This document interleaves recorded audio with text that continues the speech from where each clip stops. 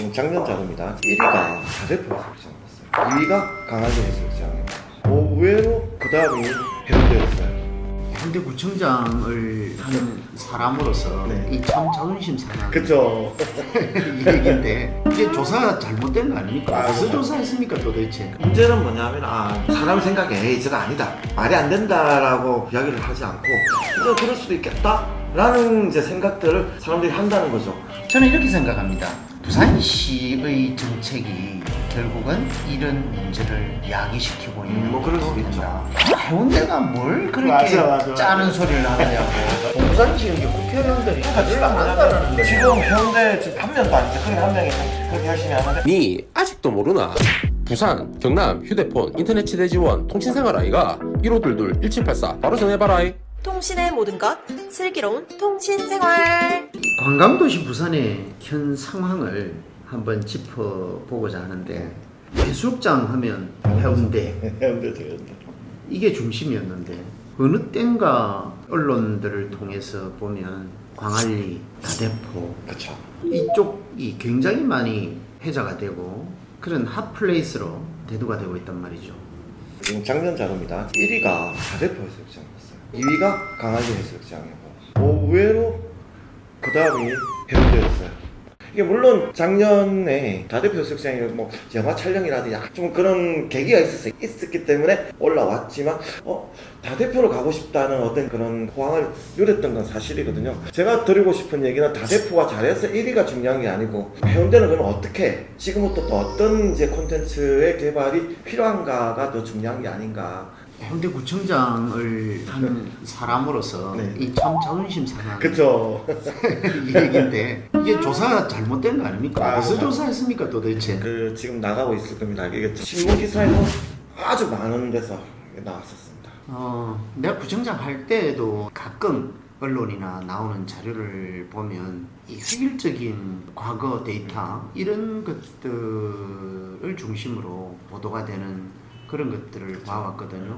저 자신이 직접 항의도 하고 최근에는 뭐 아시다시피 제가 구청장이 아니니까 어떻게 정리가 되는지 모르겠습니다만 요거는 정확하게 짚고 넘어가야 됩니다. 해운대 해수욕장을 중심으로 해서 내방객들의 산출 방식은 다른 해수욕장과는 산출 방식 자체가 다르다. 해운대 같은 경우에는 모바일 폰 위치 기반 시스템에 의해서 통신회사에다가 용역을 주어서 그 결과를 직접 봤거든요.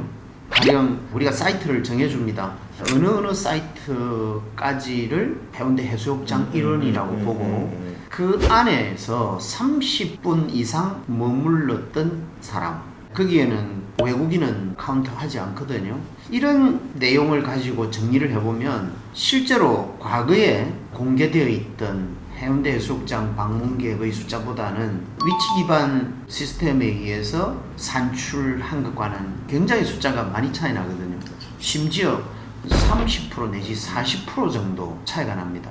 그래서 우리는 가장 과학적인 방법을 동원을 해서 체크를 해왔는데 최근에 이제 이런 발표가 있다고 하니까 굉장히 이제 속상하지 않을 수가 없지 않습니까? 아무튼 그런 측면에서 이해를 하고 이 대화가 계속돼야 될 것 같다. 해운대 구청장 한 사람이 말이야 김 PD 말하는데 고개만 끄덕끄덕하고 넘어가노. 그쵸. 내가 입장 곤란하잖아요. 그래서 사실을 일단 먼저 말씀을 드렸으니까. 그러니까 물론 이제 말씀하신 대로 어떤 산출 방식이라든지 거기에 따라서 순위가 바뀌고 또 이렇게 왔다 갔다 하기도 하고 다대포에서 뭐 큰 축제가 있었어요. 사람 막 몰려 있는데 그때 하면은 당연히 제일 많이 나올 수도 있는 것도 있던 건데 문제는 뭐냐면 사람 생각에 에이 저거 아니다 말이 안 된다라고 이야기를 하지 않고 이제 그럴 수도 있겠다. 라는 이제 생각들을 사람들이 한다는 거죠. 그거 자체도 이제는 한 번 더 해운대가 재도약할 수 있는 어느 하나의 이제 구심점이 다시 한번 모아져야 되는 기회가 됐으면 좋겠어요. 새해에 맞는 또 해운대만의 그런 콘텐츠 개발이 필요하지 않나.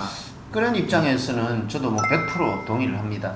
어떤 정량적인 부분은 정확하게 말씀드릴 수 없습니다만은 그렇지만 정성적인 그렇죠. 부분에 대해서는 많은 분들이 걱정을 하고 있는 건 사실이거든요. 광안리의 요즘 움직임, 그렇죠. 다대포의 움직임에 비해서 해운대 해수욕장 주변의 움직임은 굉장히 둔화되고 그렇죠. 있는 것 그렇죠. 같다. 이런 우려들 이런 우려들이 결국은 지금 현재 언론에서 거론되고 있는 이런 통계 자료로 나오지 않나 그렇게 생각을 하고 네. 저는 이렇게 생각합니다. 부산시의 정책이 결국은 이런 문제를 야기시키고 있는 뭐 그럴 것도 수도 된다. 있죠. 부산시의 입장에서는 균형 발전이라고 얘기를 할 수 있겠죠. 그런데 균형 발전을 떠나서 잘하는 것에 대해서는 더 투자해주고 그렇죠. 더 집중적으로 관리해주는 결국 선택과 집중의 문제 이것을 어떻게 부산시가 가지고 가느냐.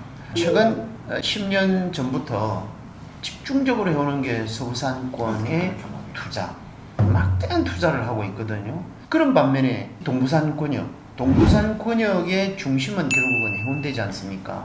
이 해운대 부분에 대해서는 굉장히 투자가 미약하다. 심지어는 내가 구청장 할 때 중앙정부라든지 부산시와 대화를 할 때 이런 부분이 부족하니까 좀 지원을 해달라 이런 요청을 하면 해운대가 뭘 그렇게 맞아. 짜는 소리를 하느냐고. 제일 잘 나가는 데가 다 잘 나가고 맞아, 다 맞아. 갖추고 맞아, 그런 있는데 생각할 왜 수밖에 그렇게 없어. 얘기를 하느냐고 이렇게도 얘기하거든요. 이게 정말로 기가 찬 얘기입니다. 해운대만큼 브랜드 가치가 높은 곳이 부산에 그렇죠. 어디에 있습니까? 해운대만큼 집계기 가능한 공간, 맞습니다. 시설이 어디 있습니까? 백스코, 영화의 전당, 동백섬, 마린시티, 요트 경기장, 달맞이, 송정해수욕장, 수영강, 해운대 온천, 각 지역만 이야기하시네요.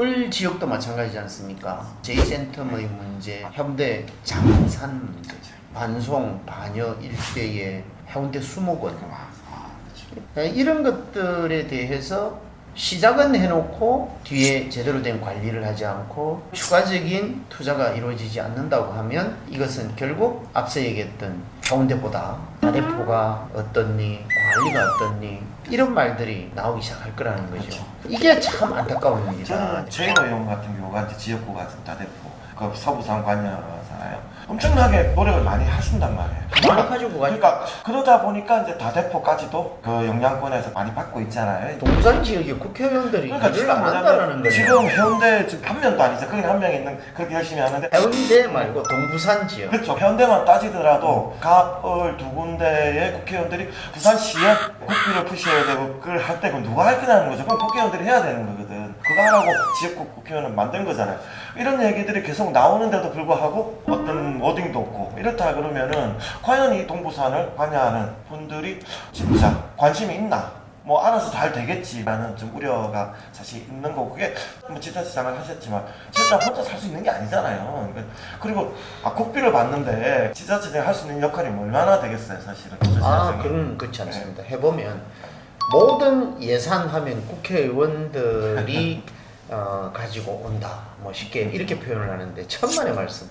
저도 구청장 하기 전엔 그렇게 알았는데 국회의원이 직접 기초단체에 예산을 확보를 하는 사례는 극히 드물다.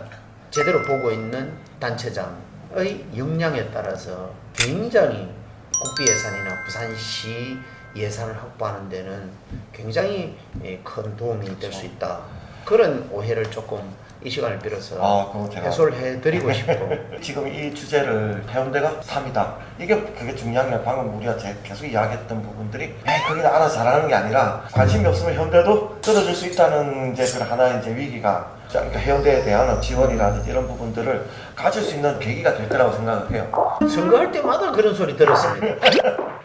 물론 공약을 낱낱이 잘 읽어보시고 결정하시는 분도 계시고 아직도 절대 다수는 그런 것들의 영향을 지켜받는다. 그래서 늘 바람의 선거. 맞습니다. 참 당신은 열심히 일했는데 바람이 부는데 어쩌겠노 이 한마디에 휙 자빠라지는 상황이거든요. 아무튼 이런 것들이 제대로 이제 좀 시간이 가면서 평가되고 진짜로 올바르게 선택의 기회가 되면 좋겠다. 좀 있으면 이제 당사자가 되실 거라서 지켜보는 입장에서 보자면 이제는 조금 더 성숙한 그런 게 나오지 않을까 시민들이나 이제 뭐 그런 지역 국민들이 그런 생각을 합니다. 더 나은 콘텐츠를 만들려고 저희 센TV에 협찬해 주신 분이 계십니다. 가덕 신공항 건립과 2030 부산 엑스포 성공 유치를 위해서 BNK 부산행이 합격!